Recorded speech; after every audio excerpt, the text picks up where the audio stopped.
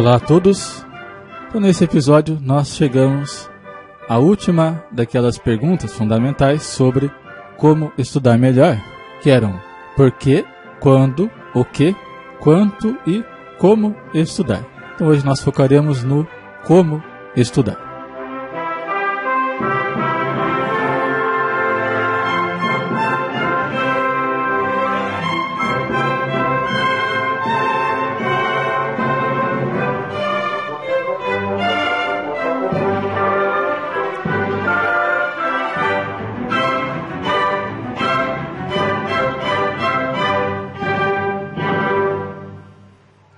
Bom, nessa parte do livro, o professor Pierre ressalta, sobretudo, a importância central do aluno no seu processo de aprendizagem. Ou seja, o aluno deve adotar uma postura ativa no seu próprio aprendizado, isto é, naquilo que ele irá levar consigo para a vida toda.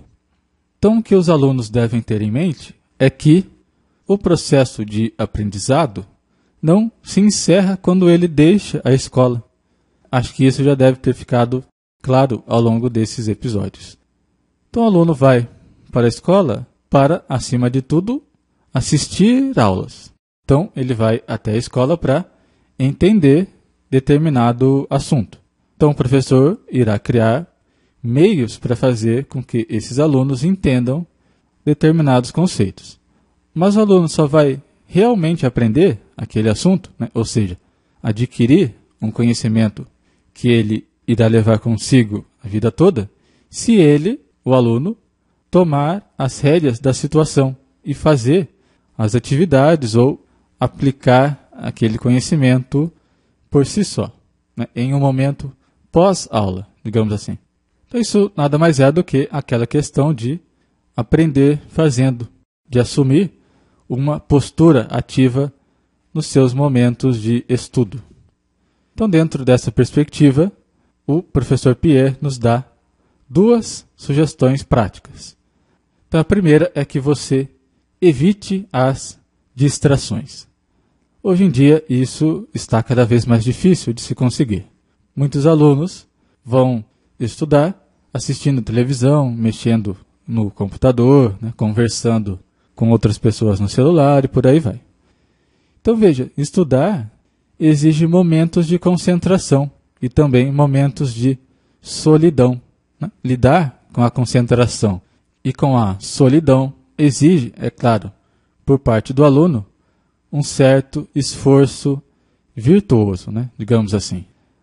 A segunda questão prática é utilizar o ato de escrever como parte dos seus estudos. Quando eu digo escrever, estou dizendo escrever à mão e não digitar no computador ou no celular. Então, muitos alunos utilizam, por exemplo, aquelas canetas marca-texto para grifar partes do texto que acham mais importantes.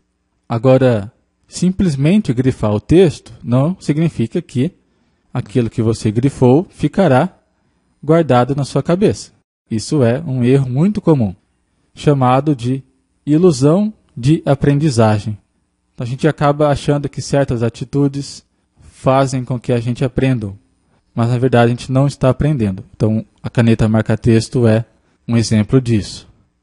Essas marcações poderão servir para você, né, localizar futuramente trechos do texto que você, naquele momento, julgou mais importante. Por exemplo, quando você for fazer uma revisão daquele assunto.